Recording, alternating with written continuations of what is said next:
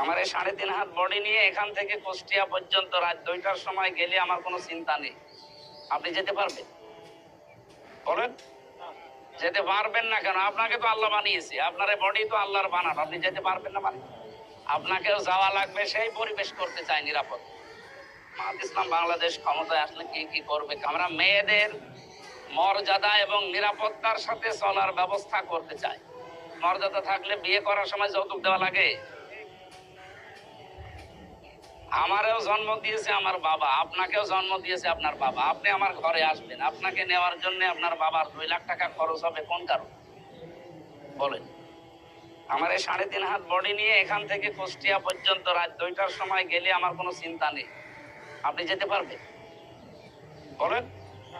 যেতে পারবেন না কেন? আপনাকে তো আল্লাহ বানিয়েছে, আপনার এই বডি তো আল্লাহর বানানো, আপনি যেতে পারবেন না মানে? আপনাকেও যাওয়া লাগবে, সেই পরিবেশ করতে চাই নিরাপদ। জামাত ইসলাম বাংলাদেশ